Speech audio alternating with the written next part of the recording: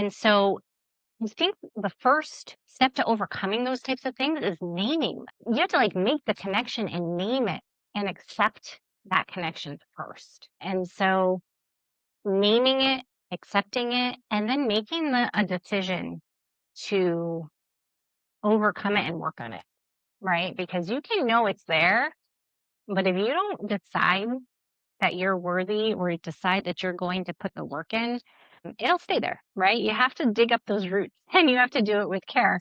And so, having that open relationship with him to be honest about how these things were affecting me and just taking it slow and working through it was a beautiful thing, and eventually those things, they don't affect me anymore and it doesn't impact that intimacy anymore.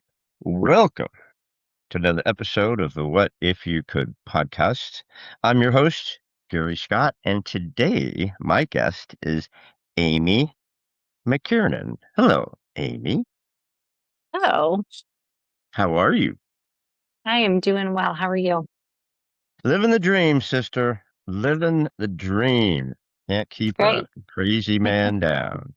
Well, I'm just gonna just fire off a little bit of your bio real quick so people get a taste of where we're going here. So, guys, Amy McKiernan is the author of the powerful book, More Than a Survivor: 8 Keys to Overcoming Sexual Assault and Finding a Path to Living a Fulfilled Life. In her book, Amy draws on her personal experience and provides transformative guidance, offering 8 keys emboldening readers to reclaim their power and create a life of authentic peace. And this is Amy's story. So welcome, welcome, welcome, my friend. I promise I'll shut up. But I do just have one question for you. We are the What If You Could podcast, so I ask all my guests. Amy Nikirin, what is your what if you could? Hmm. I think that's such a powerful question. And so my what if you could, this is something that for me in my life and my journey, my story, this question seemed so unattainable, Mm. and so my what if you could is for anyone who is feeling completely broken and completely lost because of whatever reason. My history in my book is on sexual assault, but you know what? Life gives us other trauma. And if you are feeling completely broken, my what if you could is what if you could become completely whole again? What if you could redefine your narrative, take back your power, and reclaim your life? Because so often we feel that our experiences drive us, right? The things that happen to us, they define us and they literally drive the rest of our life. So much so that sometimes we forget that that's what's driving our life. And it's not until we are actually feeling and actually addressing some of the things that we're pushing down. It's not until we're doing that that we're realizing, like, wow, like this is running the ship. This is running the ship, and I had no idea. And so, that what if you could become completely whole again? I mean, that was something that I didn't think was attainable for a very long time. Like when you go through things like trauma, especially sexual assault, you know that you're not alone. Like, that you're not the only person who feels or who has experienced these things, but you still feel completely alone. It's like, you're not, but it just feels so lonely. And so, like, when I was going through my experiences as a young teen, I would hear stories of strength and things, but it wouldn't feel like that was something for me.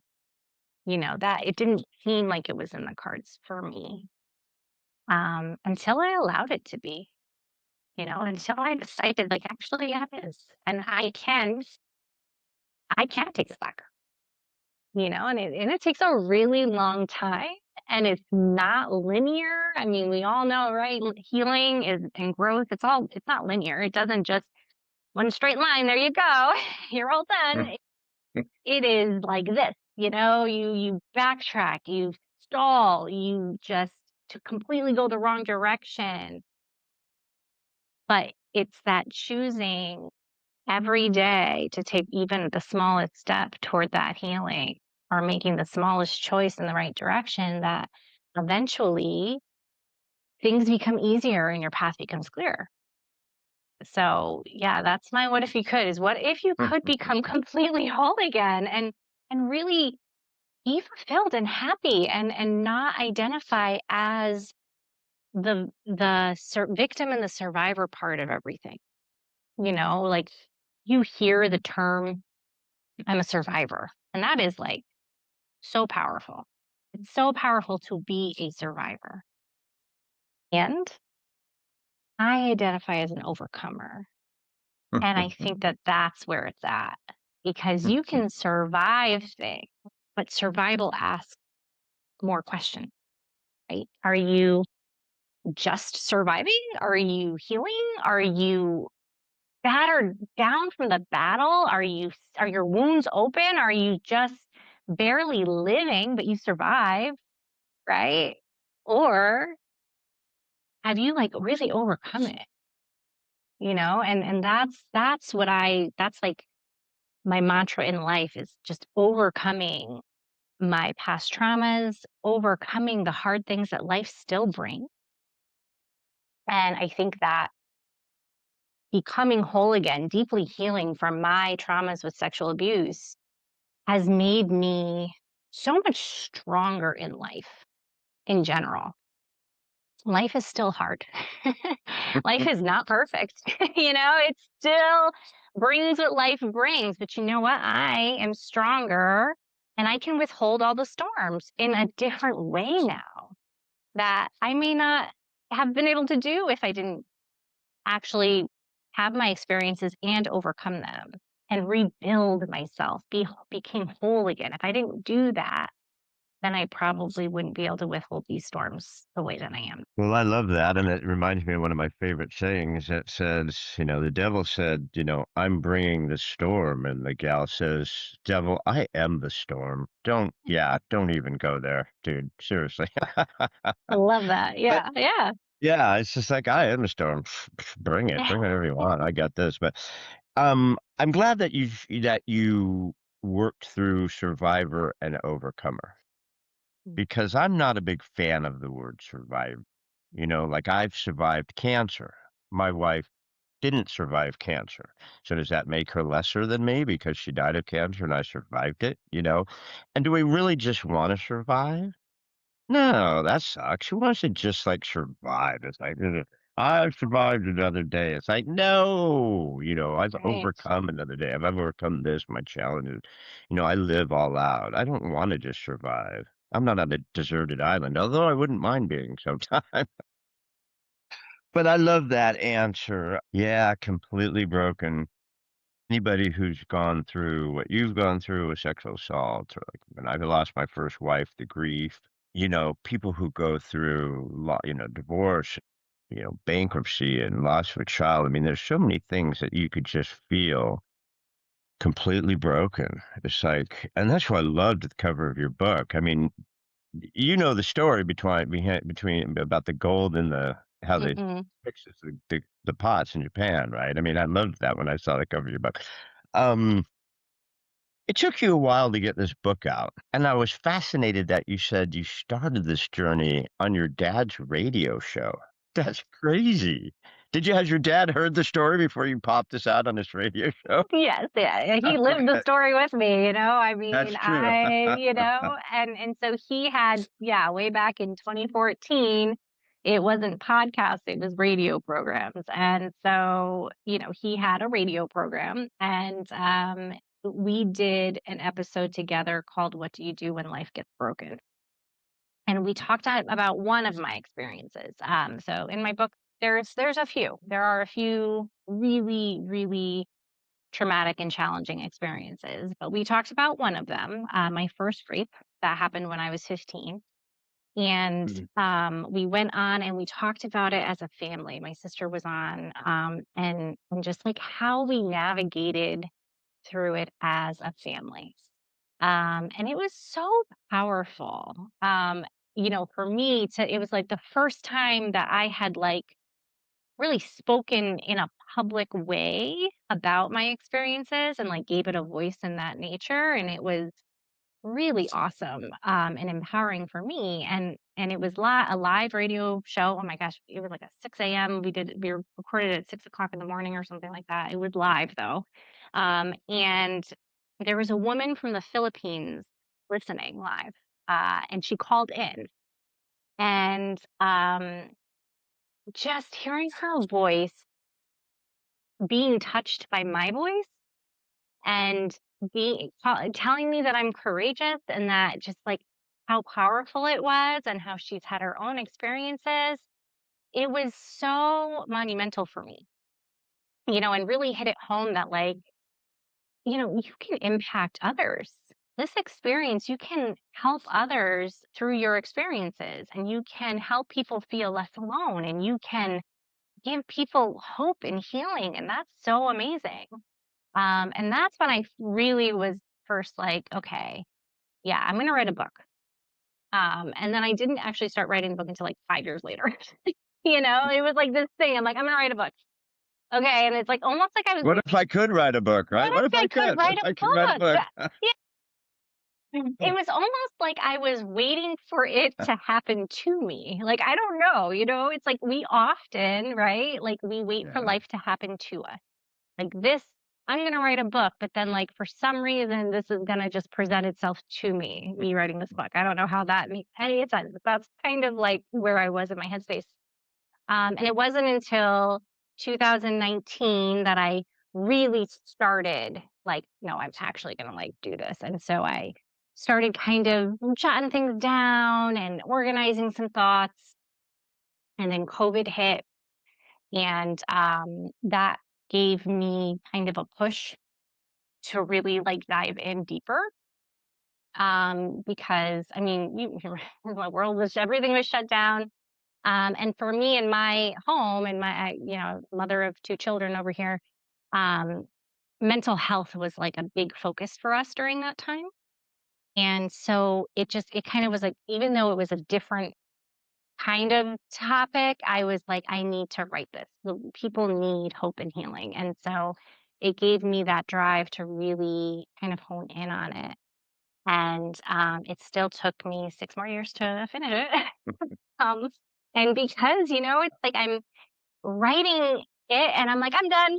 Like, this is perfect. And then I'm like revisiting it and be like, wow, you really didn't finish, or like you didn't even touch on this, or like my parents would read it and be like, don't you remember this part? I'm like, "Ugh, I'm avoiding this. it it's a hard journey. It's such a vulnerable topic, but I'm glad I took my time with it because it is so vulnerable and it is a hard read, but it needed to be.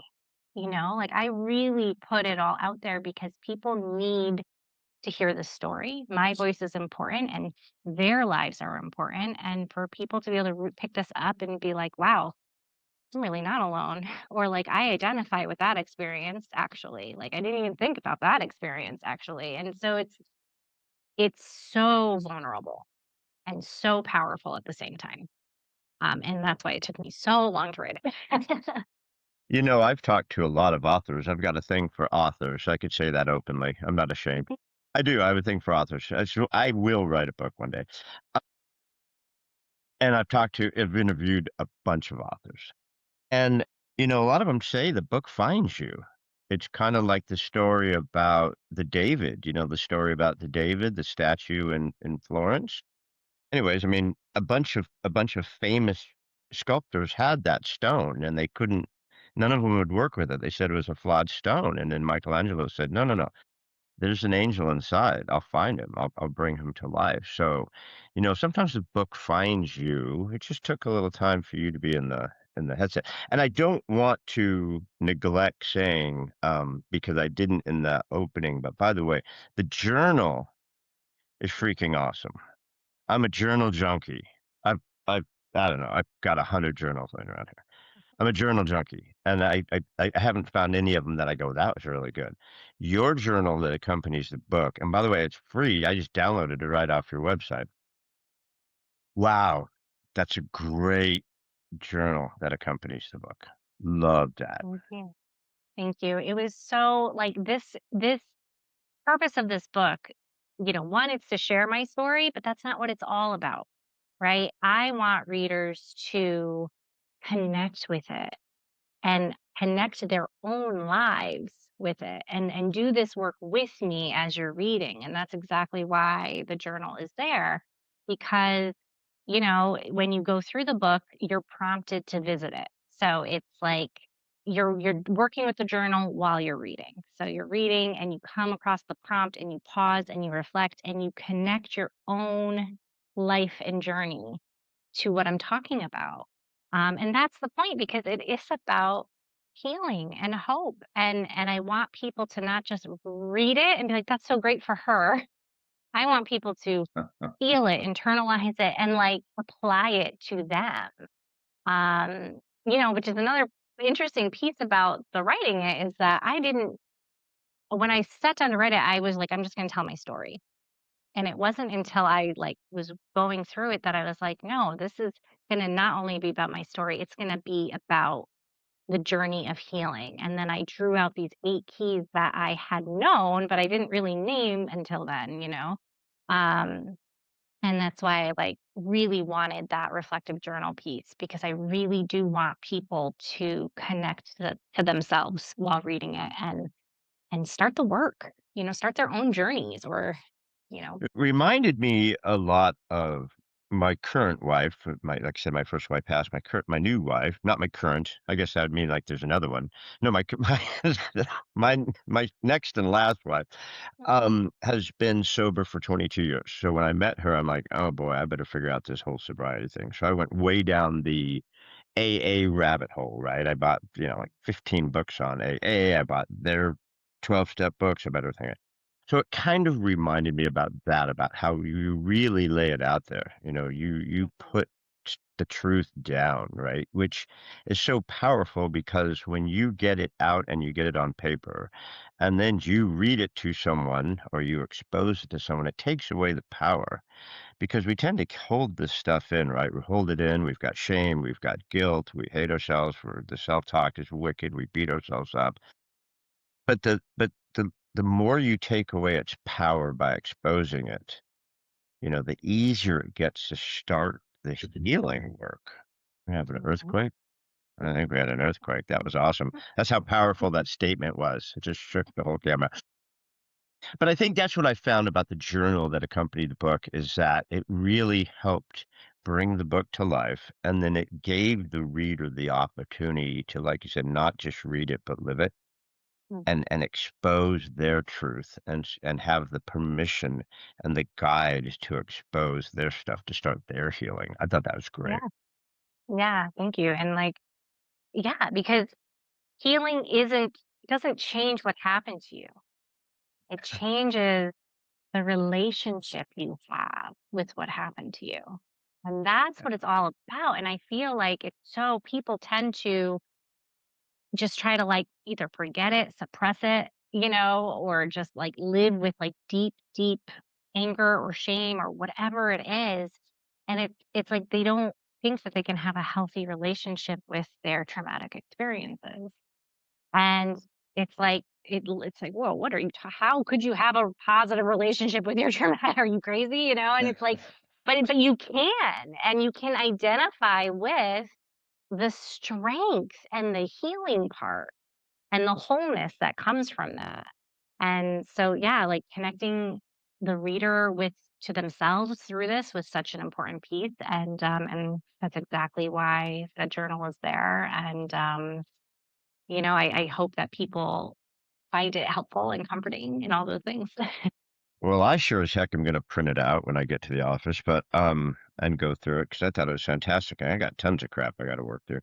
I just talked to a gal, uh, Linda Knipe, who wrote Braving Therapy about her experience with sexual assault and rape. Where did therapy play a part in your journey? Did you go to there? I mean, did that help you? Did you find other avenues to kind of work through this? Where did therapy play a role in this? Therapy was an important part for me. I am a believer in therapy or support groups, some type of, I think that mental health professionals have a very important role with these types of things. And you have to find the right fit.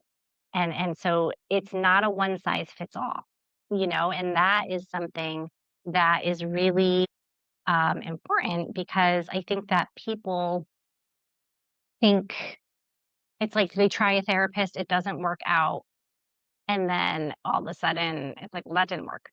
I mean, I tried a few different therapists. And I was very lucky to have the support group that I did. My parents were really supportive, um, and available for me, and that was amazing. And they were determined to help me find the right fit. And so we did have to try a few avenues with that because when you're with a therapist that doesn't work for you, you're not going to you're not going to get anything out of it. Or if you're going to therapy just to go because you're like checking off something like, okay, well, I went to therapy, like you're not going to get anything out of it. You have to actively participate and be open to the therapy. And if you're not there yet, don't waste your time. And any good therapist will tell you that. They're not there to waste your time. They're not there just to talk at you and then bill you. That's not what a really good therapist is going to say. If you're not actively participating, they're going to tell you not to come, you know? And they'll also Well, I agree, yeah, like go they'll ahead. agree with Yeah, you that it has to be a good match. I'm not saying every therapist is like that, but if you find a good therapist, they're going to agree that it has to be the right fit for it to work, that and would be you a have very to good be willing. therapist. That would be That a would very be good therapist. I've already told the story a number of times about my first therapist, so I'm not gonna go there again. Couple quick things that, you brought up earlier that I wanted to come back to, but you just mhm, talked about your parents, so I'm gonna go there first. I think one of the biggest challenges that especially young gals experience, or guys, young guys or gals who go through the sexual assaults and rape issues and things like that, the traumas that, just keep it to themselves and the guilt and the shame, and they're so alone. So how soon after this, when did you talk to your parents about this? that's a great question because my intention was not to talk to my parents about this. I had a great relationship with them. They were always very supportive and loving, but when this happened, I had no intention of telling anyone. And so when I was 15, after my first experience, I told my sister, and I swore her to secrecy. I mean, the poor thing. I think about her own journey with trauma through this because she was beside herself. And I made her promise not to tell anyone because I was so like confused. I didn't want to accept what had happened. And so it but when I went to school that following Monday, this was a friend from school, um, it had already gone around the school. He was like bragging about it. Not saying that he raped me, but bragging about the newest notch on his belt. And so it was quickly going around, but other people were there. And so it like blew up without me even saying much of anything. And I remember a girl that I knew who I wasn't even really friends with at all kind of pulling me aside and asking me point blank, "What really happened? What did he do to you?" Because she had heard from other people, and so I explained it the best I could, and then she called my brother, and then by the time I got home, my parents knew, and so I didn't choose to tell my parents because you're right, people who go through these things, it's the shame, and if you haven't experienced sexual assault, it's hard to quite understand the shame. that comes with it and the self-blame that comes with it. But it is you feel like somehow this was your fault, and you can't tell anyone because it's shameful and embarrassing and problem, and just keep your mouth shut. And so I didn't tell them, and when they found out, they were very supportive. And I was raped again before the age of 17 by another friend, and I didn't tell them then either. But I told my cousin who I was really close with, and she told her mom, and so like they found out both times. But it wasn't because I told. And I wish for anyone out there who ever experiences this to tell the appropriate person, one safe person, because keeping it to yourself isn't, you deserve better. You deserve better. You deserve support, and your support doesn't have to look like mine did. I know that I'm very fortunate because I had a supportive family, and I'm well aware that many people do not have that. But support is out there for you. It just might look different. So, yeah, telling someone, and you know what? Even I'm gonna go off on a tangent really quick. Even if your experiences happened ages ago, if you've never told someone, tell someone. Start that healing journey. It's never too late to heal. It's never too late to become whole again. I really believe that. And yeah, so and that's one of my keys is all about avoiding the void and speaking up. Speak up to somebody. That's like one of the first steps. It's so bizarre that, I do grief work, and I work with people who've gone through certain grief and stuff since my experience with my first wife, but, just getting it out, writing the things down, like I said, and telling people, but even telling people is so powerful, but it's amazing about the shame and the self-blame about this assault, the sexual assault, rapes. It's because it's not something that you've done. It's something that's happened to you.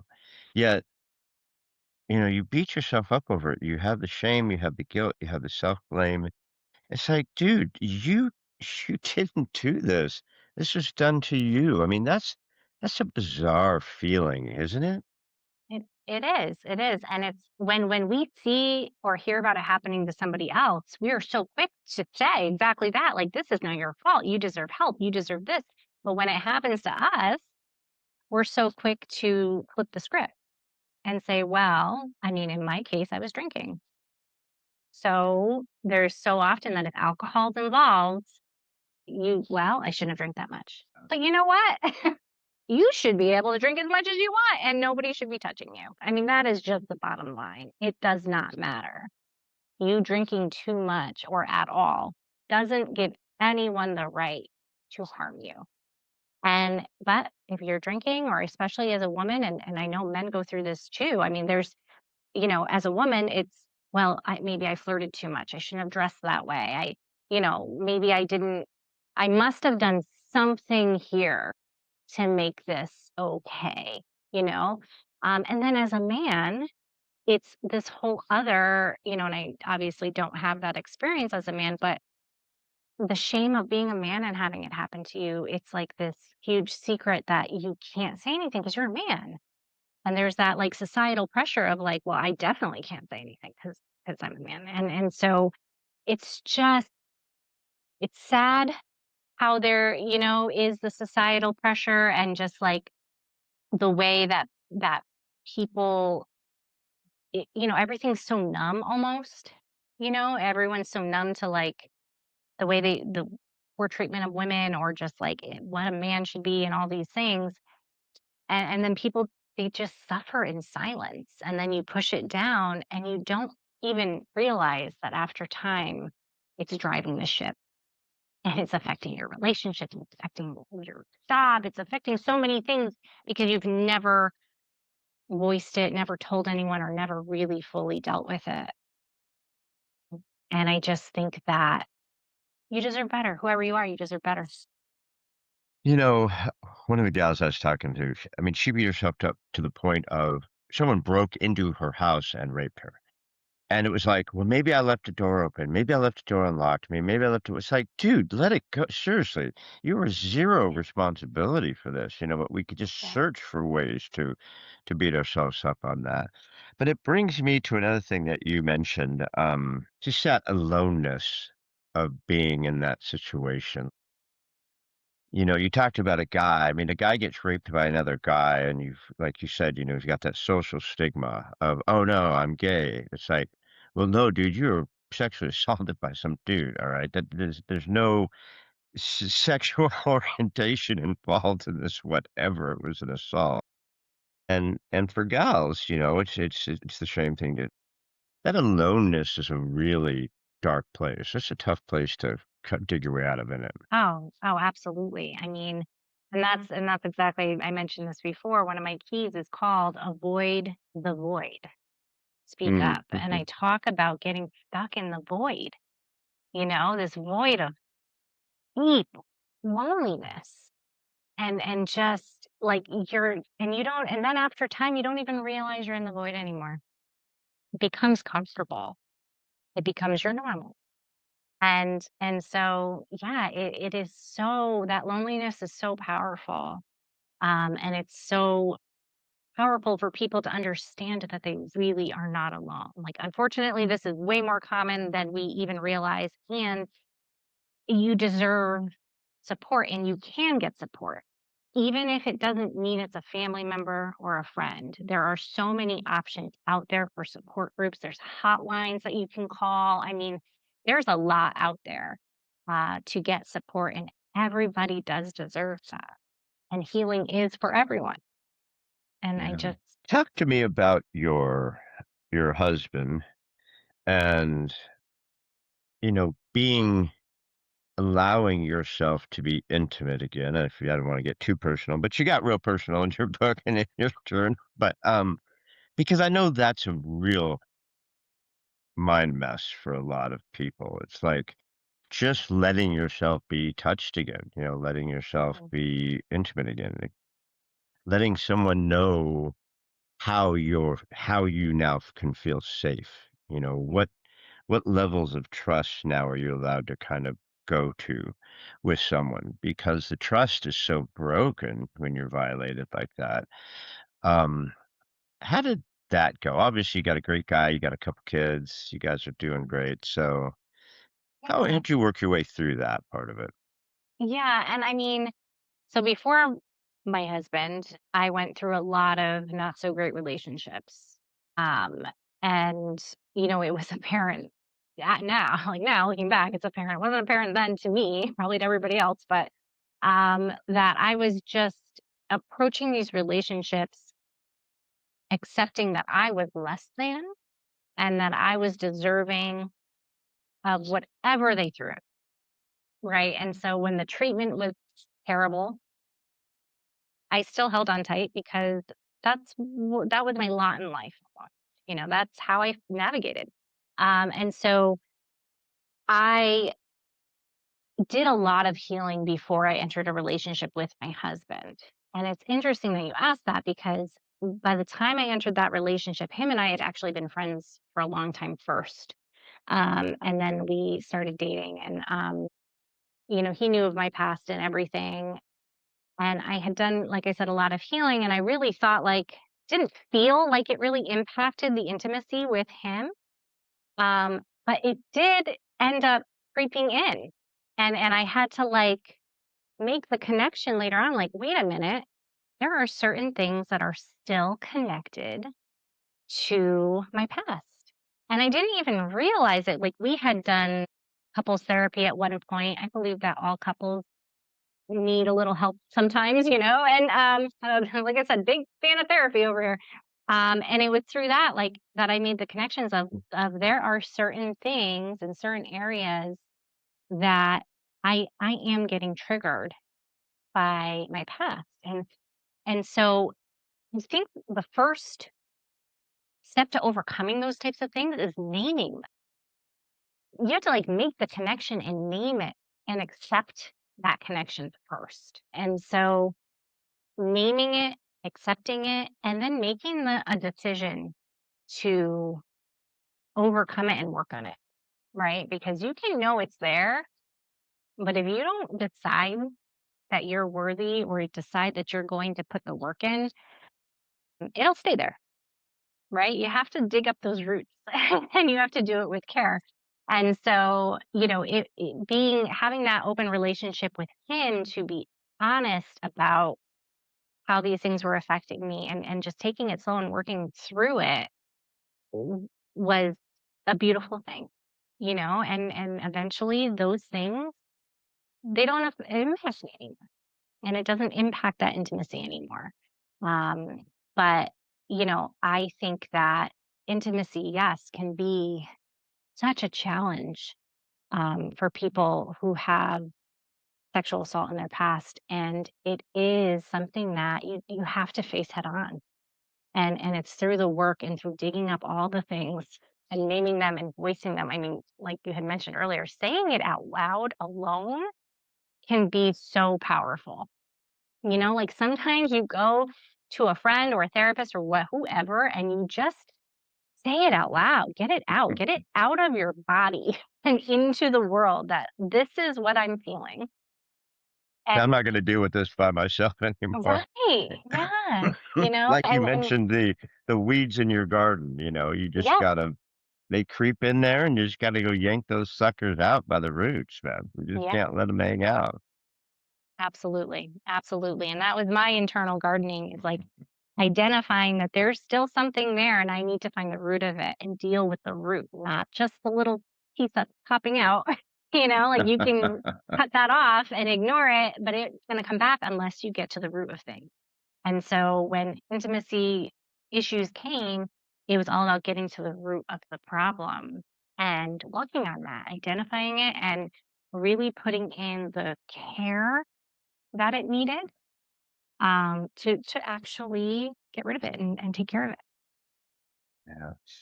Yeah. Tell me about campus outreach services. What is campus outreach services? Yeah, so that's an exciting new venture that I'm on. Actually one of the second podcasts I ever did, I like wrote the book, I self-published, so I like put it out there and now I'm like, oh, I have to like promote myself, and that part is just not it does not come easy to me at all, and so I'm like, "All right, podcasts are a great way to get my voice out there." I love doing podcasts, like, I could have these conversations all day, it's like the best. And so the second podcast I did, which is actually coming out soon, is with Dear Katie, and this is actually a really interesting story. So I get on this podcast and I'm like, okay, this is great. And I'm like, let me like research this host a little bit. Come to find out, which I didn't know before when I applied to go on, this woman, Katie Kessner, is the same woman my father took me to see speak when I was 15. No idea. I didn't even know. I never knew her last name. Wow. Yeah, yeah. I actually wrote about it in my book. I talk about seeing a woman named Katie speak when I was 15 and how powerful it was and how it like planted this seed Bizarre. of like you could be that one day. You can help others. You can get my dad would tell me you're not a victim, you're not a survivor, you're And then so overcome." wait. Yeah. So how 20 years later you end up on this chick's podcast? Yeah, yeah, without even realizing. And so, like, I'm like, "Oh my god, I get to, like, talk to her again." And so it was, like, this really crazy, like, full circle moment. Yeah, and so I end up on her podcast, and after the podcast, she offered me a job with her. She is the founder of Take Back the Night and Campus Outreach Services, and she offered me, a job to be a presenter for them. And so I'm like, "Wait a minute." And so now I get to go on stage and talk to groups of young people just like she did that day. And, Wow. yeah, it's, like, so Did you full ever see circle. yourself doing that? I mean, when you saw her, did you ever go, "Oh, I could see myself doing that one day and this and that," or were you like, "How the hell did I end up doing this?" And so that back when I was 15, if that was one of the people where I'm like, "Wow, that's amazing and beautiful and powerful, but that will never be me." And then when I decided to write the book, And my goal was like one day I don't know how, I have no idea like what you do to get in this position, but I would like to speak. I want to speak to high school students. I want to speak to college students. I want to be that person that plants a seed of hope for that, even at that one person to hear and be like, okay, healing's possible. And then, second podcast I ever did, I'm like, oh, okay, this is happening. And so it's That's been, yeah, that's it's awesome. bizarre and amazing. And I go, I'm going to be starting my first presentations with them in April, you know. So it's just this really exciting opportunity that I get to use my voice to impact others even more. And just the story of how it all came to be is just like so wild. Yeah, that was a God moment. That was Yeah. meant to happen for sure, Yes. without any doubt in Yes. the world. So you go to college campuses and you Hmm. speak to people, because let's face it, college is just a cesspool of rape. I mean, it's just like Yeah. the drinking, everyone, the openness, whatever. And I mean, you got to go right to the source. And I mean, yours happened much earlier than college. You were very young, but I mean, God, in college, it's an epidemic. Yeah. It's Yeah. gotta be nipped in the bud. And I think um, the guys need to step up. And I think more and more there's just real openness thing between men and women now. I think that's a little bit different. There's not such a power dynamic that like there used to be. Yeah. But still, it's still an epidemic. And I think dudes need to be educated along with the gals. And you got to have guys show up and go, look, dude, you've got to be a man. You can't be this weak predator. It's just that's not how the universe works. And I think we need to educate the dudes too. So do you have the men and the women show up at these Mhm. things? Good. Yeah, yeah, so it's for everyone, you know. Some colleges might be all women colleges, but it is for everyone, and it does focus on awareness and advocacy. And, you know, what will you choose, right? Like you have a choice here. You can speak up in your teammates, with your friends in your dorm room. You can speak up. You can interrupt. You can take a stand for someone. And that's what's needed. So it does focus a lot on that education piece and advocacy and awareness for all, which I agree with you. It's so important. Like everyone needs this education. And my story, even though it happened freshman year of high school, it is so relatable to college experiences. No, The friends drinking together, it's very relatable to those college experiences, which it's makes it where, such a good fit. yeah. Yeah. Yeah, like I said, that's like the bee's nest of rape Yeah. and sexual assault and stuff, because drinking's so prevalent. You've got a bunch of kids whose hormones are off the hook. You've got college athletes who are they're in their prime. It's just like, yeah, it's just right for that. Um, so that's just such a crazy story about you meeting this gal after you saw her speak many, many years later, and now you guys are working together to do that. That's just so awesome. It's such a crazy Yeah. thing. So what else is next for you now? I mean, you've got the book. You obviously have a real job working in the early childhood services, so it's not like you've got nothing but time. But I mean, so you're doing your work with children. I mean, thank God you're Mhm. here to do that, because that's such a massive rewarding thing. We got to take care of our kids. You've got this outreach, you've got the book, you're going to do a TEDx talk, you're going to start speaking, you've got your second book, you've got your journal. Um, I, I love the journal, man. I swear, I was just like, damn, that's actually a journal that works. So what's next for Amy? What are you going to do next? I mean, so, I have my hands full with all of these things, and I am definitely excited to see where it all takes me. It's funny that you mention a second book because I do have thoughts for a second book. Well, couple thoughts. Like I mean, you haven't written up your book yet, right? You are going to write your book, but once you do, you'll realize that after you put it out, you're like, "Oh, I should have added this. Oh, I should have included this. Oh, I want to expand on this." So I can foresee definitely a version 2 coming out for this one. Um, and, at the end, I mention this thought of writing another book about my experiences as a mother who has a child with mental illness. And what that looks like. That has been a big battle for my family. And I really believe that my experiences through trauma and my journey of getting whole again and stronger through those experiences has equipped me in such a way to be the mother that I need to be for my child. And so I've been kind of thinking about, and venturing into a book about to support families through those kinds of experiences because those are heavy experiences for sure. So I have some thoughts about that. I won't be diving in too deeply yet because my hands are pretty full, but yeah, that's something that I've been thinking about. Well, that's massive because, like I said, I love my authors. Um, and almost every author I've talked to said while they were in the process of writing their one book, the idea for a next book came, or the second, third, fourth, or like my friend Harvey Nichol, who's on I think 29 books. Um, if I may, I mean, I our we have my current wife's daughter has a very autistic son. Ryan is 9. He's never spoken. He's heavily autistic. And so I interviewed a young lady right there, warrior mom, um, Tracy Sepulvec. She's a beast. She's a fierce warrior for autism. Uh, RFK Jr. actually just put her on one of his councils for autism in Wow. DC. It's massive. I mean, her story's insane. The fact that she's ended up there after what she went through fighting for her child is insane. So, if I may, what is your child afflicted with? Oh, so it's a complex case.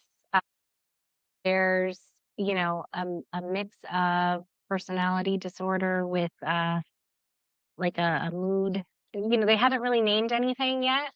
A mood imbalance, and so it's confusing case. It's a complicated case, but let me tell you, my kid is just resilient, and he's a fighter, and he's an amazing kid. And it's like these things that like he didn't choose, right? So much like trauma and things like he didn't choose this path, and but he's faced with it, right? And the mantra of like we can overcome hard things, right? So life looks different for him. Life is more challenging for him in ways that I can't even understand. Um, but I am a true believer that he can overcome it. And that is where we're at. We are doing what we need to do and figuring out what he needs to truly get a handle on these things and to not let these diagnoses, whatever they end up being, because there's still a lot of questions, but we're not going to let those define him or drive his ship. He's going to drive his ship and he's figuring it out. And it has been very hard, but he's determined. And he's so much to offer this world. He's a sweet kid. He's so smart. He's so talented. Oh my gosh. I mean, he writes and sings and produces music. I mean, his lyrics are just powerful. Like he's just this amazing young man. And I think that the journey will continue to be hard for a little while. However, we're in it together and he can do this. I believe that he can do this. I believe that he can figure out how to get a handle on these really hard things. Well, you'll do it. Tracy did it with her son. He went from being a totally non-audible autistic child, like my grandson, to a kid who's got a job, went to college, he drives. But they went deep, they went Yeah, to hell and back fighting yeah. for him. And that's sometimes what it takes. And then there's times where you just say, you know, this is where we are and we're going to make the best of where we are. So you can't fight what you can't, but you could do the best you can, and Absolutely. like you did, let's face it. The suicide rates in this country are off the hook. It's the most insane madness that this is happening in our country, the amount of people who are just offing themselves. And a lot of times it's something like what happened to you. You know, you have this incident that happens to you and you just can't deal with it. You know, I was talking to a fellow on a podcast and he said 3 million reports a month come in of children who say that they were attacked online by a predator who was trying to get them to do something. Now this is 3 million a month of kids who reported it to this thing, right? Imagine the Real 99% number. that don't report it. So it's a vicious world out there. We've got to protect our children. That's why I love that you're doing so much with the kids. But you fought through it, Amy. You know, you came through this, and now you're helping children, and now you're helping your son, and now you're going to do this college outreach. I mean, imagine had you not saved yourself, what the world would be missing out on right now without you. So, you know, God bless you, my friend. I give you a lot of credit for what you've come through. Thank you so much. Thank you. I appreciate that. So, do me a favor. I've got one more question. I lied earlier. I can't help it. I'm a realtor. I lied. Um, I said I had one question. That was the one I gave you, which is a what if you could question. But I lied. I've got a second question. So before we sign off, is there a thought or a message or a quote or there's something that really means something to Amy that you'd love to share with us and leave us with before we sign off? What would that last thought be? I have so many, but I will share, one last thought about, I mentioned a little bit earlier about, what healing isn't linear, right? It's like paving a new path. And one of my keys is called pave your new path with choice.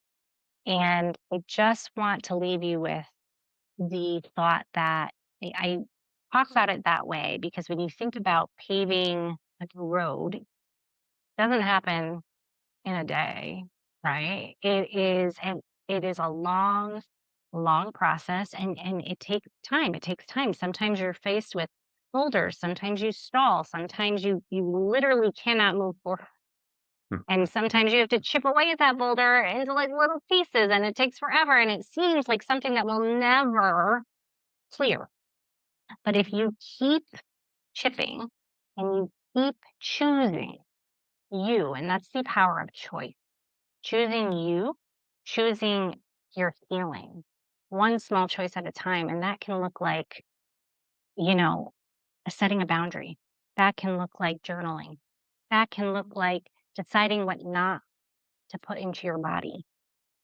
So the small choices, they might not seem that impactful, but I promise you they are.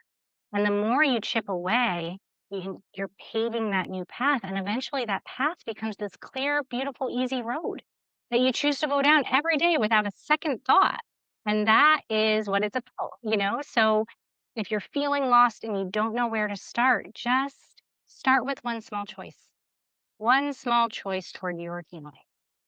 And I promise the rest will come. I love that, you know, because we could just become so easily overwhelmed by everything. And honestly, just like Zig Ziglar says when he was trying to lose weight, I walked to the mailbox and walked back. The next day, I walked to the next mailbox and walked back. And the day after that, I walked to 2 mailboxes and walked back. And the next thing I know, I was running down the road, and the redhead was like, "What's that fat boy doing running down the road?" Zig was the best ever. But so thank you for that. You know, I met a gal named Meredith Alexander, and her daughter was crushed by a boulder and almost died, and it's a crazy story. But I told her my boulder story where I said, you know, after my wife died, I put a big sticky on my wall and I said, here's all the boulders in my river. I've got to get these boulders and out of my river and try to get my life back so I can get the flow. My river's not flowing. And she says, no, you don't. She goes, you just need to know how to navigate around the boulders.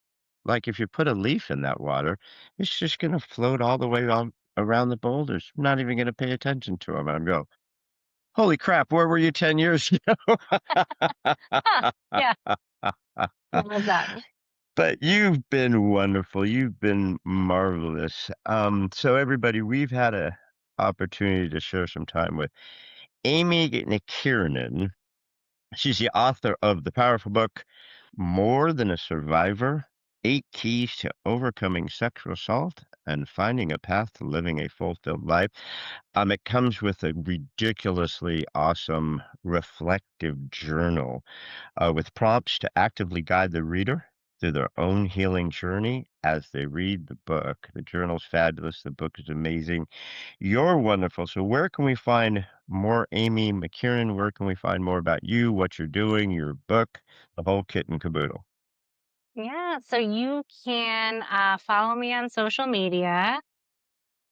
Like I said, I'm this whole self-promotion is really hard for me. So follow me and I'll, you'll keep up with what I'm doing. I'm on Instagram and Facebook and, Indeed and TikTok and not Indeed, LinkedIn.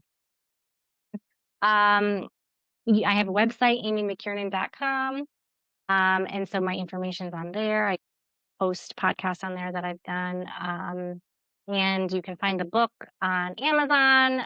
You can see if your local bookstore has it. You can encourage them to order some copies. And I self-publish, so you could also support independent authors and go to Book Baby Bookshop, and it's on there too. So yeah, check me out. I update all my stuff regularly, so love to have you. Cool biz. Well, I've liked and followed your stuff. I went and found you. And by the way, you could just go to Amy McKiernan, that's Nan, um, and get that journal and just download the journal. And once you've done that, you're going to want to get the book because the journal's super powerful. And you're super powerful, and your son's super powerful, and there's nothing but good things ahead. You're doing too much to help people for anything to go wrong for you. The whole universe is your oyster, kiddo. Thank you so much. I appreciate that. And thank you so much for having me, Gary. You are so welcome. Thank you for being here. Very grateful that you joined me. And guys, I'll see you next time. I'm a little emotional. I'll talk to you later. Thank you, everybody.